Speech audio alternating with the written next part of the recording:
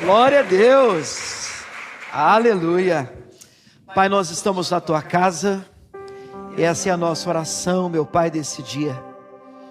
Fica, Senhor, tu és o nosso Senhor, o nosso Salvador, em meio às escuridões, às escuridades, à insegurança, à falta de discernimento, muitas vezes pelo caminho.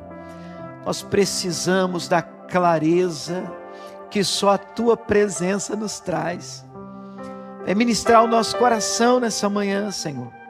Em nome de Jesus, nós nos colocamos, ó Deus, diante de ti, da tua presença, e pedimos, meu Pai, fica, em nome do Senhor Jesus, hoje e sempre.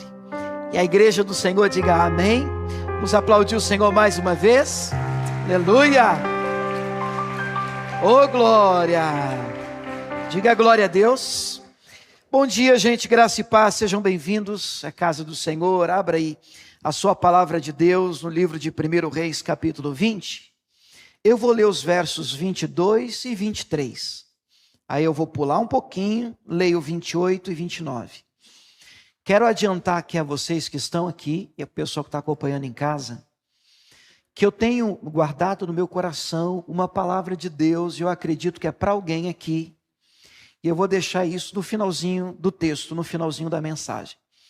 E gostaria que você guardasse isso no seu coração, essa expectativa, porque eu acredito que é uma resposta da parte de Deus para alguém, amém? Então guarda aí, 1 Reis, capítulo 20, versos 22 e 23, eu leio na Almeida Revista e Corrigida, diz assim: Então o profeta chegou-se ao rei de Israel e lhe disse: Vai, esforça-te e atenta e olha o que hás de fazer. Porque no decurso de 1 ano o rei da Síria subirá contra ti.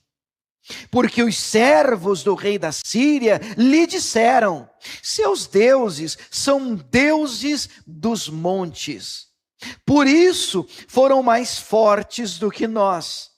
Mas pelejemos contra eles em campo raso, ou seja, vale.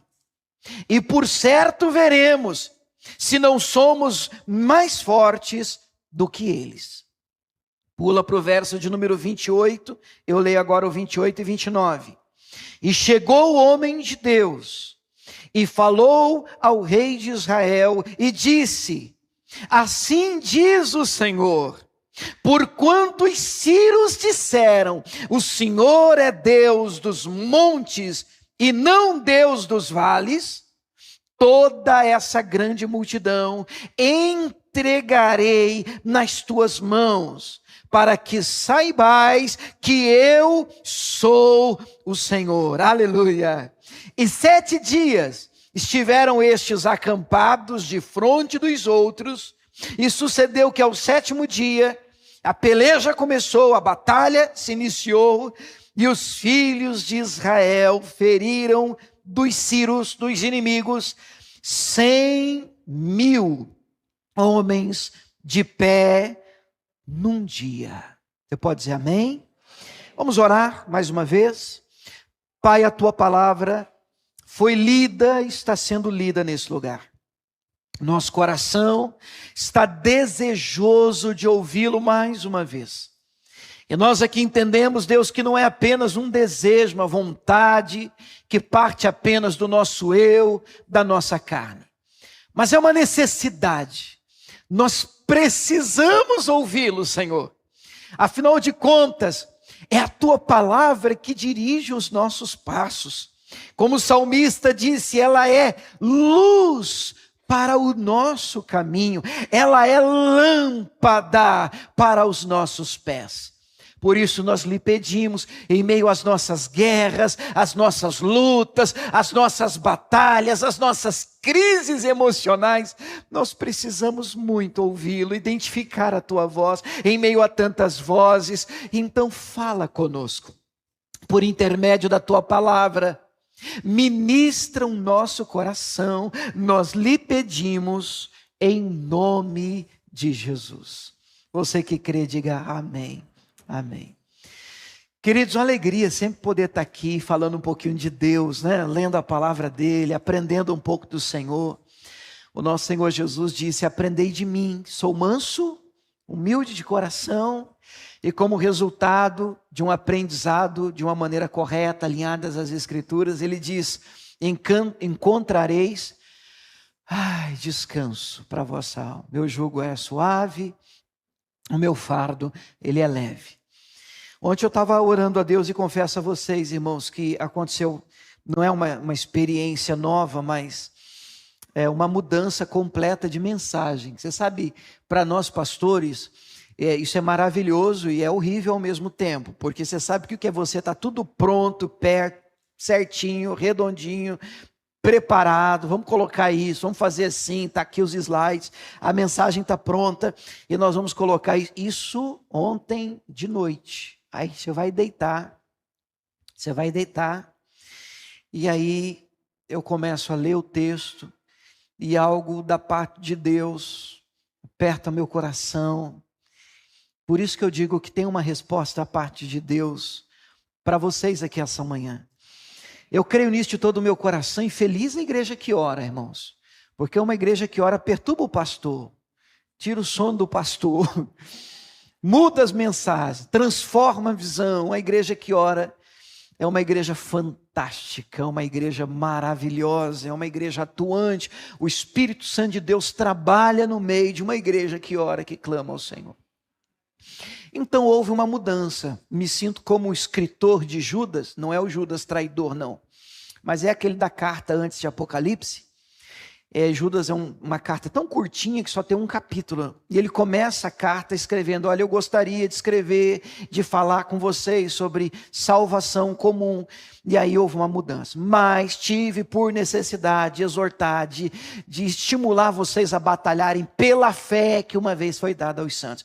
De vez em quando isso acontece, essa mudança de tema, essa mudança de assunto, essa mudança de mensagem, para mim, ao mesmo tempo que é trabalhoso, porque você tem que mudar tudo, ela é fantástica, porque aponta a direção do Espírito Santo para a nossa vida, e glória a Deus por isso. Ele precisa mandar nesse lugar, ele precisa mandar na nossa vida, ele precisa dirigir os nossos passos. Então eu me deparei com esse texto, e esse é um texto que me chamou muito a atenção, porque eu me lembrei, pelo Espírito de Deus, de uma promessa que eu e a Camila recebemos, e vou deixar para contar isso para vocês no fim. Mas nós recebemos alguns anos atrás uma promessa e tivemos uma experiência muito interessante com Deus, e entendemos que não é todo dia que essas coisas acontecem, mas de vez em quando o nosso Deus, sabe, ele reserva meio que um mimo para a gente. Ele diz: meu filho está precisando de um gás, está precisando de alguma coisa diferente, meu filho está precisando, eu vou dar aqui um lampejo de graça para ele, ou uma gota de graça para ele. E nós já recebemos ao longo dessa caminhada de fé, eu não vou nem dizer gotas, mas verdadeiras chuvas e chuvas e chuvas abundantes da graça, da presença e da direção dele, de coisas que a gente vive e acontece na nossa caminhada, que a gente diz: meu Deus, para nós é a prova da prova da prova, e de novo a prova de que ele está tomando conta da gente, ele está dirigindo os nossos passos. E é tão bom a gente perceber isso, amém, igreja? É muito bom a gente perceber isso. Esse texto, irmãos, ele trata de uma guerra entre o rei da Síria e de Israel. O rei da Síria aqui o nome dele está no versículo de número 1, Ben-Hadad, era o nome do rei da Síria, era o inimigo da época. A Síria era a maior potência da época, e se levantou contra Israel, e o rei de Israel não era lá essas coisas não, era o Acabe. E quando a gente fala de Acabe, eu penso que se você lê a Bíblia e conhece o texto, você deve entortar a cara mesmo, porque Acabe foi um dos piores reis que Israel teve. Só que de uma maneira assim, diferente, nesse capítulo Acabe, ele resolve confiar em Deus, por incrível que pareça. Acabe, ele resolve se voltar para o Senhor, Acabe, ele resolve ouvir o profeta, Acabe resolve crer. E é tão fantástico, igreja, o que acontece ou pode acontecer na nossa vida, quando a gente decide crer. Quando a gente decide acreditar em meio às guerras, às afrontas que a gente enfrenta, às lutas que aparecem diante de nós precisamos tomar uma decisão. E a decisão não é de fugir, não é de ter medo, não é de ficar apavorado, não é de entrar em desespero. A decisão é de crer. Nós precisamos crer. É Deus que cuida de você. É Deus que está na frente da sua vida. É Deus que governa os seus passos. Olha para trás, querido. Não fica olhando para trás todo dia não, que não é legal. Mas é o retrovisor. É só para dar aquela olhada básica e você vai ver. Quantos livramentos. Quantas vitórias. Meu Deus do céu, quantas coisas lindas Deus já não fez na sua vida. Quantos episódios em que você disse, agora já era, agora não vai dar, agora é o meu fim, agora nós não vamos conseguir continuar. E alguma coisa aconteceu, ali estava Deus, ali o Senhor se manifestou, ali a mão de Deus se mostrou fiel para com você. Você pode dizer glória a Deus por isso. Deus é fantástico, Ele é maravilhoso. Agora Deus, eu não sei o seu, o meu, o nosso... O meu gosta de emoção. Você entendeu? O meu gosta assim de prorrogação e pênalti. O meu Senhor assim, tem hora que você vai. Meu Deus, não vai. Foi. 49, 50 do segundo tempo. E ele vem e surge. É com emoção. A minha vida, eu não sei a sua. A minha sempre foi com emoção. Nunca foi assim, não, tá sobrando, tá tranquilo, tá moleza. Não, sempre foi assim, meu Deus apareceu. Eu creio que para dar glória a Deus, porque sinceramente, irmão, a nossa fé é esticada. E como numa academia, como a gente faz com o corpo, numa musculação, a nossa fé ela precisa ser treinada. E como é que se treina a sua fé? Estica a sua fé? Ora, meu irmão, enfrentando lutas e adversidades e batalhas, momentos difíceis. E eu prefiro chamar de momentos especiais com Deus. Eu tenho vários momentos especiais com Deus. E aqui Israel está passando um momento especial, uma luta, uma guerra. E aqui a guerra era literal.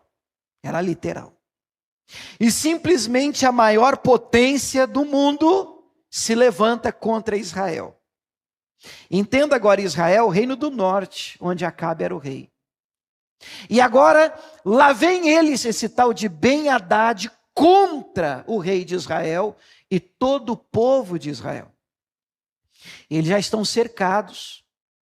E um mensageiro do inimigo vem com uma proposta muito imoral.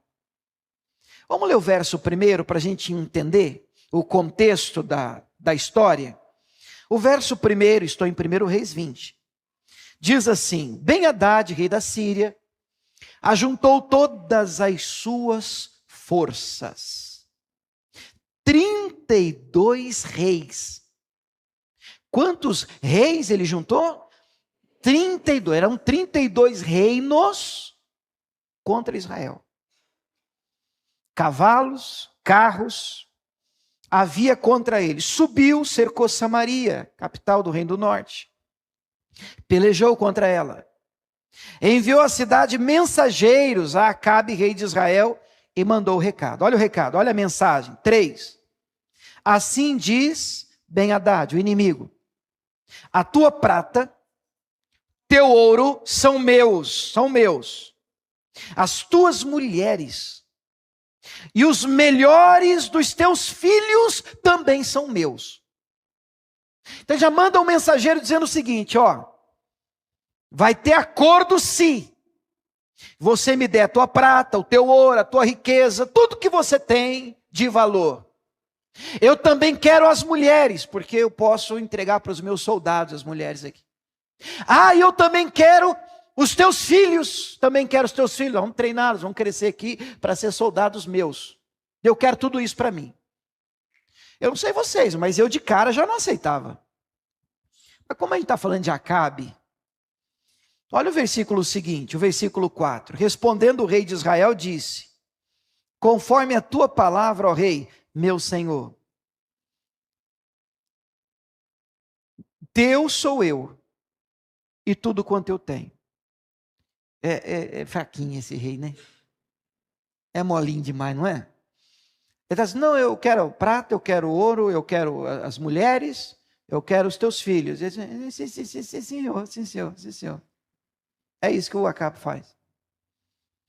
Mas, como não tem acordo com o inimigo, e o inimigo nunca se satisfaz, e é uma das lições que a gente tira dessa história, não adianta você fazer concessão com Satanás, porque você está pensando que não, só até aqui, é só isso, que isso aqui dá certo, eu vou viver em paz, eu não mexo com ele. Uma vez eu ouvi um irmão falando isso para mim, não, pastor, assim, eu não mexo com ele não mexe comigo, e assim a gente fica. Não existe isso com o diabo.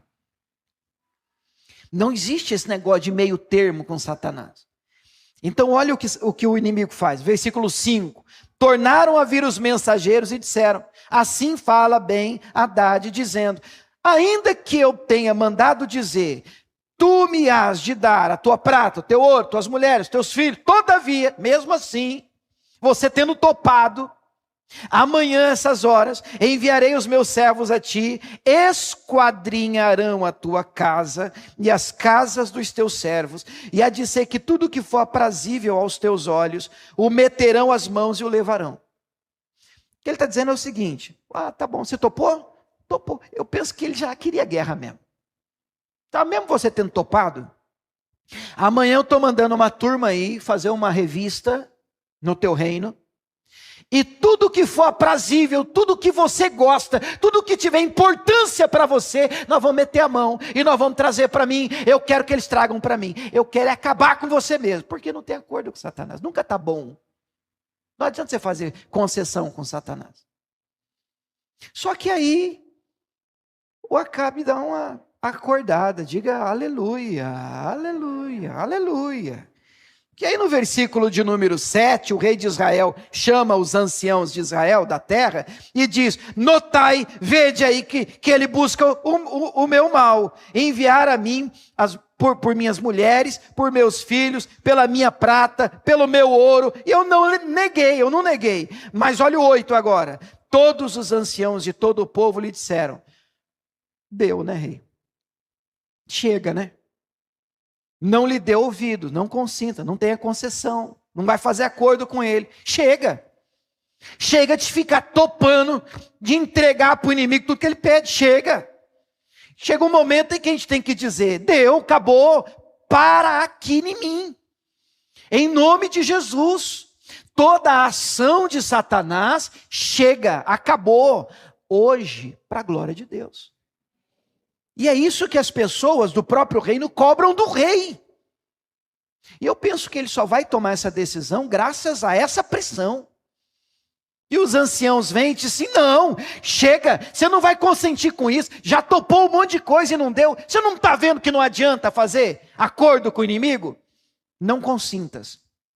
Devolve o recado dizendo que não tem mais acordo. É claro que dizendo isso, para a maior potência da época, que está unida, quantos reis? 32 reis.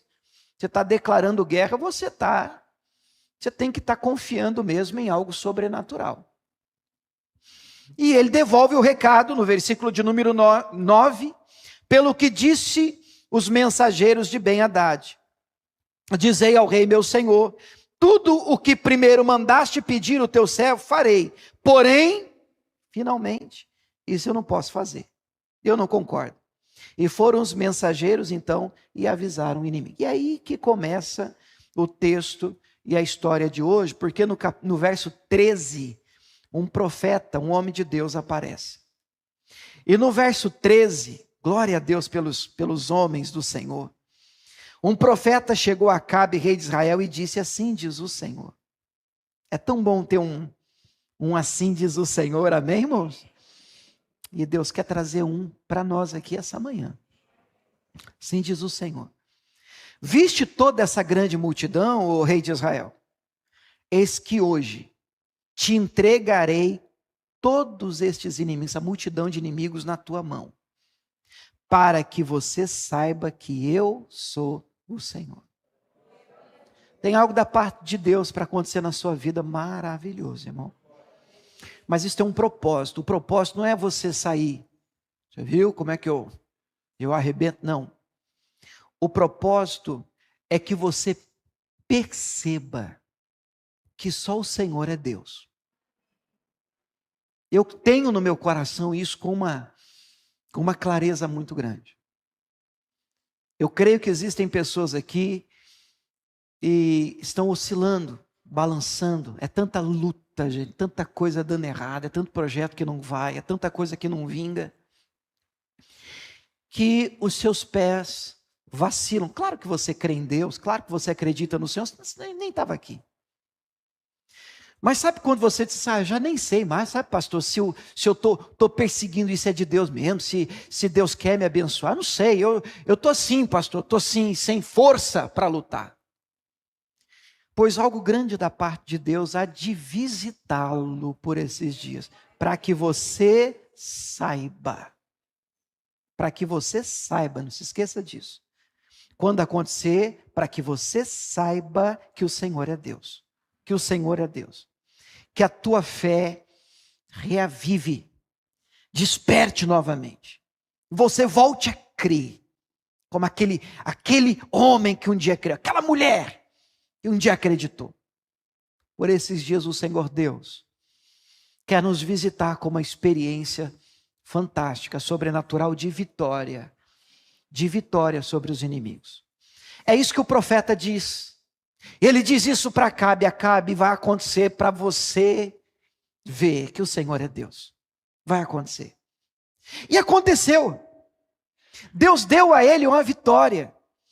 Eles perseguiram os inimigos. Se você continuar lendo, o texto é bem comprido, vale a pena você ler depois, com calma, com tranquilidade. Mas o texto vai dizer no verso 16 que o inimigo veio, não teve acordo, né? Aí o inimigo veio e eles lutaram. E aí lá no verso de número 19, os moços dos príncipes das províncias, o exército seguiu, o exército de Israel venceu. No versículo 20 e 21, saiu o rei de Israel, feriu os cavalos, os carros, feriu os círios, com grande estrago.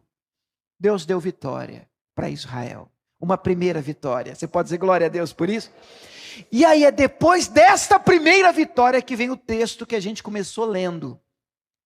Então vamos organizar isso na nossa mente, a nossa ideia. E aí vem o 22, que para mim é importante. O que diz o 22? De novo eu leio. Então o profeta chegou-se ao rei de Israel e lhe disse: vai, esforça-te e atenta. Ele tinha acabado de ganhar da Síria, primeira vitória. Mas ele diz, olha, esforça-te, força, esforço, atenta, e olha o que você há de fazer. Porque no decurso de 1 ano, ele vai voltar, ele vai tentar de novo. A primeira lição, o inimigo sempre tenta de novo. Aí não tem nenhum amém, mas ele vai tentar mesmo assim. Ele sempre tenta de novo. Não é à toa que ele é chamado de o tentador. A tarefa dele é essa. Ele vive tentativas de nos atacar, de nos derrotar, de nos vencer. Eles tinham acabado de ter uma grande vitória. E quando a gente tem grandes vitórias, a gente tem que redobrar a nossa atenção, porque é natural que a gente tem uma tendência de baixar a guarda. Então eles recebem a visita do profeta e diz, olha, daqui 1 ano, ele vai voltar e vai tentar de novo. E aí no início do verso de número 22, ele diz, esforça-te, se organiza, melhora o que precisa ser melhorado. Se torne, para nós hoje, um cristão melhor, um homem de Deus melhor, uma mulher de Deus melhor. Não é porque, venci, não afrouxa, não amoleça. Cai dentro da Bíblia, vai para pé de Deus.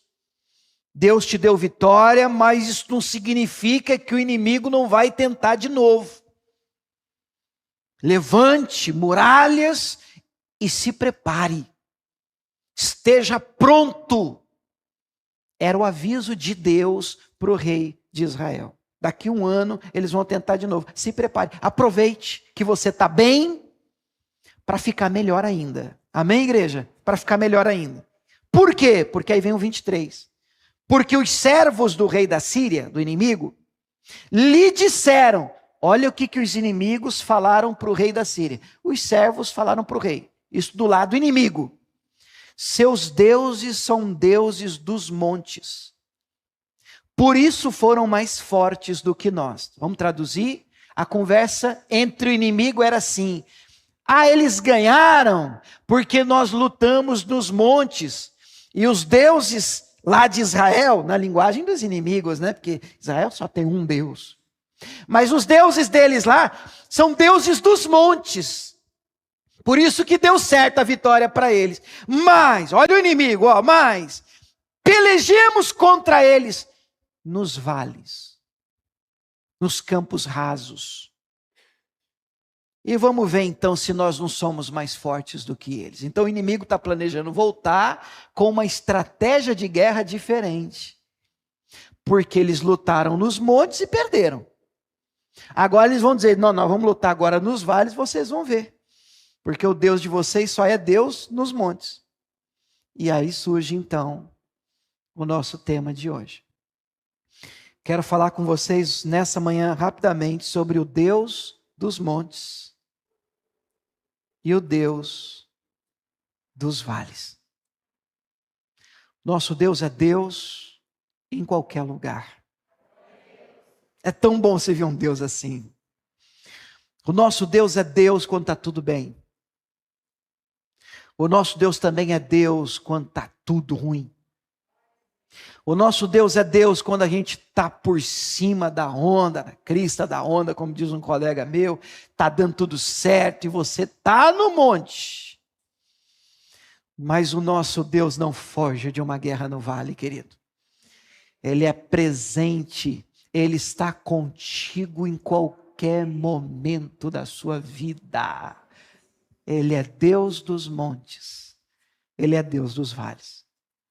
Na cabeça dos inimigos, na Síria, a conversa entre eles era, deu certo porque lutou nos montes. Aí nós vamos voltar agora e nós vamos guerrear no vale. Aí nós vamos ver, porque nós vamos ganhar dele, nós somos mais fortes do que eles nos vales. Mas não é. Desde que o Senhor esteja com você, seja no monte, seja no vale, a vitória será completa em nome de Jesus. E é o que vai acontecer. Quando a gente pula para o verso de número 28, eles voltam. E uma nova batalha surge. E agora, olha o que diz o 28. E chegou o homem de Deus e falou ao rei de Israel e disse, assim diz o Senhor, aleluia, porquanto os sírios disseram, os inimigos falaram, que o Senhor é Deus dos montes e não Deus dos vales, toda essa multidão agora eu entregarei nas tuas mãos, para que vocês saibam que eu sou Deus dos montes, eu sou Deus dos vales. Olha o que Deus está dizendo para o rei de Israel, através de um profeta, ele diz, olha, a conversa lá é que eu só sou Deus dos montes. A conversa lá no meio dos inimigos é que eu só sou Deus quando está tudo bem com você. Quando dá tudo certo na sua vida. Mas por que eles estão dizendo isso lá? Assim diz o Senhor. Eu vou dar vitória para você não só nos montes, mas eu também vou dar vitória para você nos vales, para que eles vejam que eu sou Deus dos montes e que eu sou Deus dos vales. Deixa eu falar um pouquinho com vocês sobre o Deus dos montes. Todos nós gostamos de um monte. Deixa eu explicar o que eu quero dizer com monte. Ao longo de toda a Bíblia, monte representa, significa, demonstra manifestação divina. Eu tenho que lembrar você que dentro do contexto da Bíblia, principalmente no Antigo Testamento, não tinha prédio, não tinha avião. A ideia de um Deus no céu nos dá uma ideia também de que quanto mais alto você está, mais perto do Senhor, mais perto de Deus você também está. E aí a gente olha para os montes famosos da Bíblia e vê manifestação de Deus, Monte Moriá, onde Abraão oferece o seu filho Isaque, ou não chegou de oferecer, quer dizer, ele deitou o filho, mas o sacrifício não aconteceu. Mas Deus pediu, suba no monte. E o que não falar do monte Sinai, o monte em que ele recebe as tábuas da lei em Êxodo 20, os 10 mandamentos. Então, normalmente, quando Deus queria tratar com alguém, vem, sobe aqui. Sobe no monte. Jesus vai ministrar o sermão, o sermão das bem-aventuranças. E a gente vê lá o Monte das Oliveiras, são tantos os montes, quando Acabe desafia os profetas, Acabe não, o profeta Elias desafia os profetas de Baal, 1 Reis no capítulo 18. Vamos no Monte Carmelo, e aí nós vamos orar para ver qual é o Deus, que é o Deus verdadeiro. Enfim, monte é um lugar de manifestação divina, você pode dizer glória a Deus por isso? Monte é um lugar de manifestação divina. Monte é aquela fase, querido, em que, meu Deus, você está bem, você está por cima, e a gente percebe Deus na vida da gente. A gente olha para as circunstâncias que nos cercam, a gente vê Deus, as coisas funcionam, o negócio flui, o poder lhe é visível, a graça lhe é derramada, e a gente percebe de uma maneira mais clara a manifestação do poder de Deus. São nos montes. Mas o nosso Deus não é um Deus só de montes. O nosso Deus é um Deus de vales. E eu queria gastar um tempinho maior falando com você sobre esse Deus que quer te dar vitória nesse vale. Ezequiel 37. Queria que você abrisse a sua Bíblia lá. Ezequiel 37. Esse aqui, irmãos, nós conhecemos. Pelo menos a maioria de nós já ouviu falar do Vale dos Ossos Secos. Já ouviram falar? Vale dos Ossos Secos? Ezequiel 37. Verso 1. Ontem eu estava aqui durante o bazar, em um dos atendimentos e lendo Ezequiel 37. Meditando sobre Ezequiel 37. Que acabou sentando perto de mim alguém para um atendimento e Ezequiel 37 foi o tema. Ezequiel 37 fala é uma visão, mas fala muito meu coração. Olha o verso 1. Ezequiel 37, verso 1.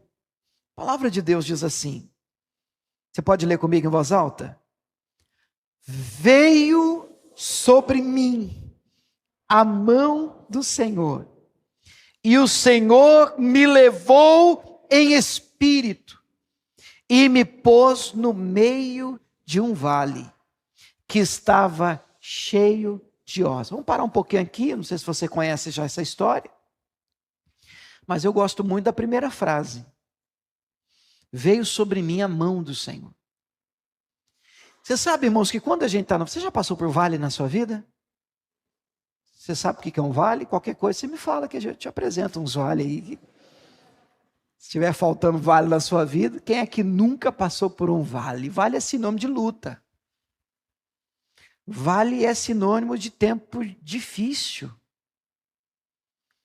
Mas foi num vale que Davi venceu Golias, em 1 Samuel 17. Mas existem vales ao longo de toda a Bíblia, onde batalhas foram travadas e o povo de Deus venceu, porque afinal de contas, Deus também é Deus dos vales, não só dos montes. Mas eu já tive assim alguns vales na minha vida que eu vou dizer para você. Vale é aquele momento que parece, meu irmão, que nada acontece. Você diz, o que é isso? Eu oro, bate no teto, a minha oração parece que não vai, não chega. A gente não sente nada, não percebe nada, não vê nada. O culto parece que é para todo mundo. Você olha do lado do vizinho chorando. E você diz, o que é? Que é isso aqui que está acontecendo? Que comigo não mexe, não fala comigo, não me balança. Eu não entendo. Parece que nada é para a gente. É um vale. Só luta, só guerra, só batalha. Esse texto de Ezequiel 37, tudo que vai acontecer aqui acontece num vale. E é um vale cheio de ossos. O texto no verso 2 diz que Deus faz ele andar no meio do vale, checando o estado, percebendo a realidade do vale. Ele percebe que os ossos não estavam só secos, os ossos estavam sequíssimos. Sabe que quando você olha para a realidade, você diz, não está ruim, pastor, tá muito ruim. Mas está ruim com força, pastor. Está muito difícil. Aí Deus vira para o profeta na visão e o texto continua, ele dizendo assim, filho do homem, a pergunta na Bíblia é, poderão viver esses ossos? Mas eu traduzo para você, e aí, tem jeito essa situação? Bom, aos nossos olhos, irmãos, pode ser que você olhando para o seu problema, você diga, pastor, não sei, não tem o que fazer não. O profeta disse, Senhor, o Senhor que sabe. O Senhor é que sabe, o Senhor pode todas as coisas. Se o Senhor quiser, se o Senhor... Não sei. Aí ele começa a dar orientações de como a gente deve se comportar num vale. Aí ele vai dizer, fala para esses ossos secos, ouvi a palavra do Senhor.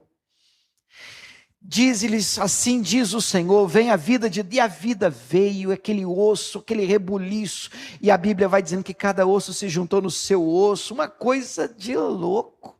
As coisas começaram a entrar no seu devido lugar, a partir do momento em que começou a ministrar para os ossos.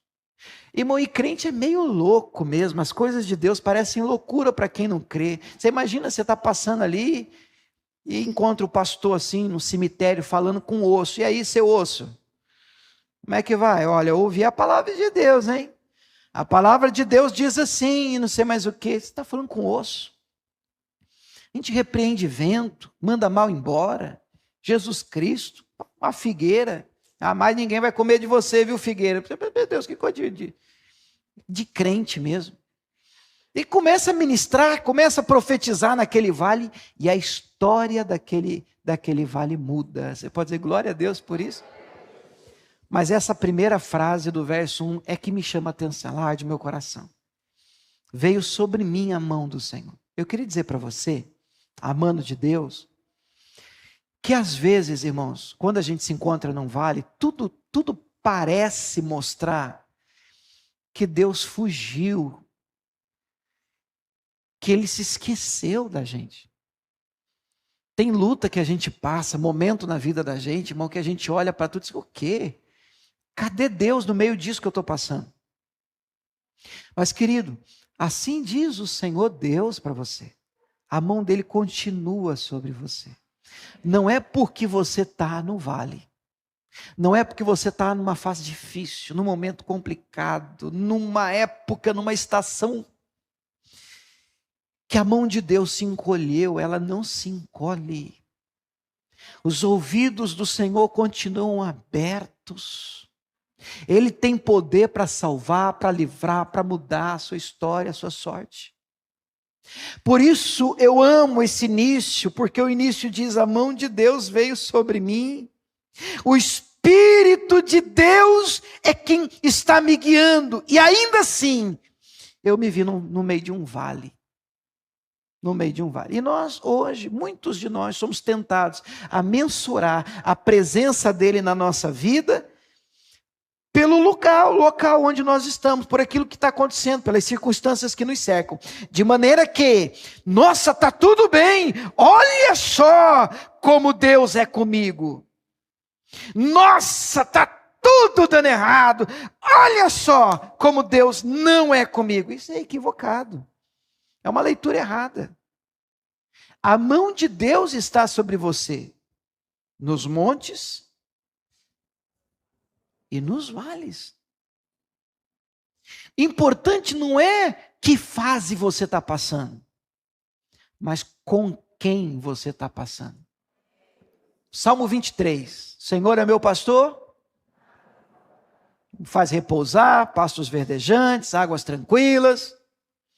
Mas ainda que eu andasse pelo vale da sombra da morte, temeria mal algum. Fala para mim, por quê? Porque tu estás comigo. Importante não é o tempo, a situação, a circunstância, o lugar, o momento. Está ruim, está difícil, está complicado. Mas Deus é com você? É. Então se Deus é por nós, quem será contra nós? Quer dizer para você que Deus é contigo, não é porque você está no vale ou está no monte, porque o inverso é verdadeiro. Tem gente que olha e diz, estou no monte, então Deus é comigo. Nem sempre. Em Mateus 4, Jesus foi tentado por Satanás e a última coisa que o diabo disse foi, levando a um monte muito alto, mostrou-lhe todos os reinos do mundo. Não, eu quero estar com Deus. Quando Moisés ora a Deus, o Moisés diz assim, Senhor, a tua presença tem que ir com a gente. Eu não quero anjo, não. Aí Moisés explica, acaso não é a tua presença que nos distingue dos outros? Ora, não é o Senhor estar com a gente que faz da gente diferente? E não é verdade? Não é o fato de Deus estar com você que faz de você uma pessoa diferente? Claro, ou é o seu carro? Ou é a casa que você mora? Ou é os bens que você tem? Claro que não. O que faz de você uma pessoa diferente é a presença desse Deus com você, de um Deus que não te solta, de um Deus que não te larga, de um Deus que está contigo quando você está no monte, e glória a Deus pelos montes, mas de um Deus também que continua com você, a mão dele sobre você, quando você passa pelo vale. Ele é contigo e a presença dele te guarda, e você sai do outro lado, livre, com a vitória na mão em nome de Jesus. Pois essa foi a vitória que Deus deu ao exército de Israel. E aí vem uma promessa que eu gostaria de liberar sobre a sua vida. Deuteronômio capítulo 11, verso de número 10 em diante. Deuteronômio capítulo 11. Queridos, preste atenção, que isso aqui é para alguém. Você acredita que Deus pode mudar o culto por causa de uma pessoa? Eu acredito nesse negócio. De vez em quando Deus faz uns negócios assim. Mas isso demonstra o amor dele por você. O carinho dele por você. Sabe? Deuteronômio capítulo 11, verso 10 em diante. Alguns anos atrás eu estava perdido. Perdido não é desviado. Perdido não é desviado. Perdido é perdido. Bem explicado, né? Não é uma revelação profunda, né? O que é perdido? Perdido é sem rumo. Perdido é sem uma direção. Perdido é que eu não sabia que decisão tomar. Eu não sabia.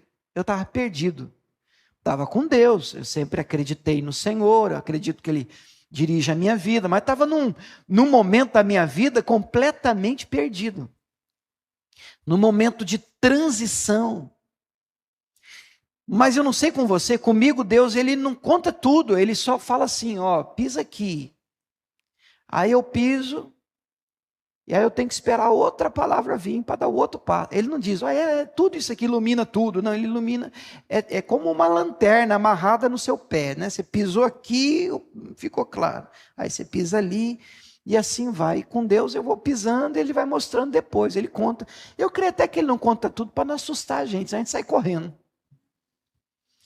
Mas em um desses momentos de escuridão, eu estava assim no carro com a Camila, e eu lembro que estava terminando um ano, e pela primeira vez na minha vida, eu não tinha para onde ir, a gente não tinha uma igreja para ir. E aí a gente no carro falou assim, terminando um ano, e a gente olhando assim, meu Deus, o saldo do ano horrível. Não sei se você faz balanço no final do ano. Às vezes é maravilhoso, às vezes você olha e diz assim, misericórdia. Que ano difícil, meu Deus do céu. Que ano complicado que nós tivemos aquele ano. E aí nós estávamos assim em Cuiabá, numa avenida de Cuiabá, com um carro. E aí tinha assim uma igreja, uma placa, uma igreja. Eu não vou nem falar o nome porque está gravando, então está lá, é uma igreja. E não era nem Batista Nacional, não. Aí tinha lá o outdoor. E aí eu virei para ela e disse assim, vamos entrar aqui, que a gente está precisando de uma palavra. Você já fez essas coisas na sua vida? Não sei se eu sou meio doido, né? Você disse, vamos entrar aqui, que nós estamos precisando de uma palavra, a gente precisa ouvir Deus, ninguém conhece a gente aqui. Porque eu queria uma palavra sem viés. Sem que ninguém soubesse o que eu faço, o que eu sou, que um dia preguei, quero pregar. Não, eu quero ver Deus. Eu lembro que eu cheguei, a Camila, muito mais paciente do que eu, não parece, para algumas coisas, né? A gente sentou, estacionou, deu a hora do culto e não apareceu ninguém. E eu falei para ela, vamos embora daqui. Vamos embora daqui, isso aqui não vai virar nada não. E ela falou assim, sempre usada, né? Calma. Deus tem algo para tratar com a gente aqui. Fique em paz, acalma o teu coração. É bom casar bem, irmão. Calma. Eu não, vamos embora. Depois vai ficar só a gente e o pastor. Aí o camarada vai fazer um culto para nós. Pois é, eu não pensava assim, glória a Deus. Eu queria ir embora, porque ia ficar assim, imagina, eu e você sentados assim, então por que Deus está mandando? Não, eu queria ver Deus. Eu queria estar escondido no meio da turma, entendeu? Eu queria estar escondido e ver Deus falando comigo. E aí chegou assim, inexplicavelmente Deus, né? Aquela turma que parece que chega tudo junto. Eu falei assim, bom, agora que já tem uma turma aí, dá para a gente entrar, porque eu queria ficar escondido. E fiquei escondido, no meu cantinho, lá atrás, estou escondido. Mas Deus sabe que a gente estava quebrado. Por dentro, angustiado. E dizendo, puxa, sabe quando você olha para a sua vida e diz, meu Deus, tanta coisa parece ter sido em vão. Tanta luta, tanta guerra, tanto esforço, tanto trabalho.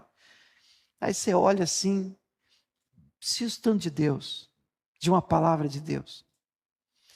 E o texto, que é aquele pastor que eu não sei o nome dele, irmãos, até hoje, que ele pregou foi esse que eu vou ler para vocês.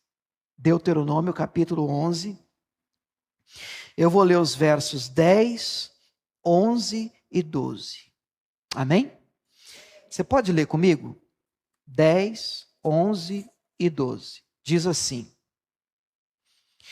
porque a terra que entras a possuir não é como a terra do Egito, donde saíste, em que semeavas a tua semente e a regavas com teu pé, como a uma horta. Mas a terra que passais a possuir é terra de montes e de vales.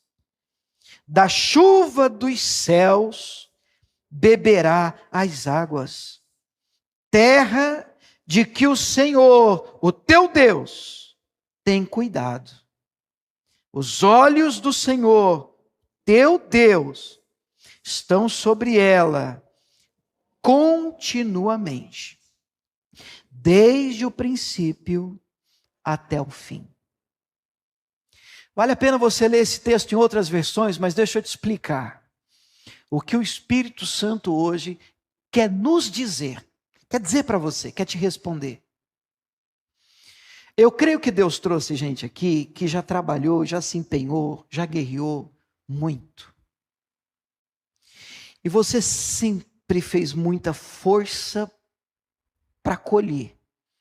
O que a princípio não é anormal. E quem quer colher tem que plantar.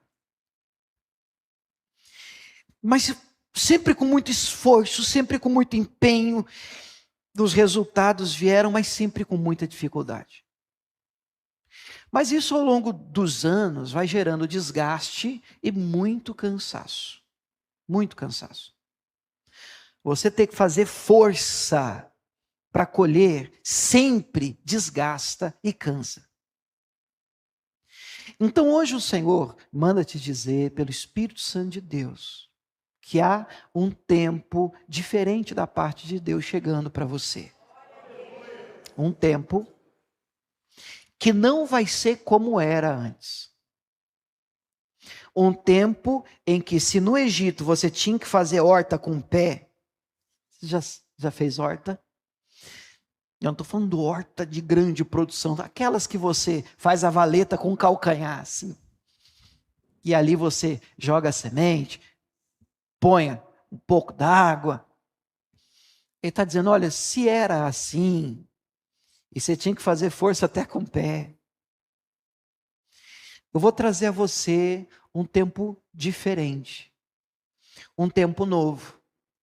Porque nesse tempo, nessa terra, nesse momento, você não vai precisar de todo esse desgaste. Porque esse momento, essa terra, eu mesmo vou regar para você. Eu mesmo vou mandar chuva para você. E os frutos virão para você. Os resultados virão para você. É uma terra de montes e vales. Mas como o nosso Deus é Deus dos montes e dos vales, sobre essa terra e sobre a sua vida, os olhos de Deus estão e estarão continuamente sobre você, todos os dias. E um tempo de graça, um tempo de alívio, um tempo de colheita merecida, que você já fez por onde? Você já se esforçou bastante? Estou dizendo, um tempo de colheita merecida da parte de Deus virá sobre a sua vida em nome de Jesus. Você crê nisso? Eu posso orar essa palavra com vocês? Você pode ficar de pé? Diferente? Culto meio diferente? Meio profético? Terra de que o Senhor Deus tem cuidado e os olhos de Deus estão sobre ela continuamente. Continuamente. Do princípio até o fim. Sempre. Seu Deus é Deus dos montes. Seu Deus é Deus dos vales. Pai, eu oro com a tua igreja hoje de uma maneira diferente e bem pontual. Eu oro essa palavra. Tua palavra, Deus, ela é oportuna. Ah, meu Deus, eu posso dizer isso com propriedade. Porque tu és o Deus dos montes, dos vales e dos desertos. Jamais nos desampara. E hoje, meu Deus, o Senhor trouxe essa vida aqui, essa manhã, para dizer: minha mão continua sobre você. Teu esforço não foi em vão. Você vai colher. Virá um tempo de graça sobre sua vida, de colheita abundante, porque o Deus dos montes, o Deus dos vales, está com os olhos continuamente sobre você. Continuamente sobre você. Desde o início até o fim, Ele te abençoa. Você pode adorar o Senhor aí onde você está. Queridos, eu termino lendo mais uma vez 1 Reis, capítulo 20, verso 28. 1 Reis, capítulo 20, verso 28, diz assim: chegou o homem de Deus e falou ao rei de Israel e disse: assim diz o Senhor, porquanto os sírios disseram: o Senhor Deus é Deus dos montes e não Deus dos vales, toda essa grande multidão entregarei nas tuas mãos, para que saibas que eu sou o Senhor. Deus é Deus dos montes e é Deus dos vales. Pai, obrigado por esse tempo, obrigado pela tua presença e a tua palavra em nós enxertada. Obrigado por essa promessa. Nela nós nos agarramos de um tempo, ó Deus, em que o nosso esforço, meu Pai, será recompensado. Frutos, os resultados, e não será como era antes. Não vai ser como foi no Egito. E tinha que fazer força para comer. Vai ser diferente. O próprio Deus, o Deus dos montes e vales, enviará a chuva e os olhos dele, os olhos do Senhor estarão sobre você, sobre essa terra, sobre essa estação, continuamente. Pai, leva-nos para casa debaixo dessa promessa. Guarda o nosso coração, Senhor. Dá-nos uma semana de colheita abundante. Meu Deus, e que essa palavra se cumpra e vivendo, meu Pai, os resultados desta promessa, nos lembraremos de que o Senhor está fazendo isso para que a gente saiba que o Senhor é Deus. Que o Senhor é Deus e não há outro além de Ti. Que o amor do Pai, a graça do Filho, Jesus Cristo de Nazaré, a doce comunhão e consolação do Espírito Santo de Deus esteja sobre você, varão, sobre você, mulher de Deus, sobre a sua casa, sobre a sua família, sobre os seus negócios, hoje e sempre. E você que crê, diga amém. Vamos terminar aplaudindo o nosso Deus. Deus abençoe.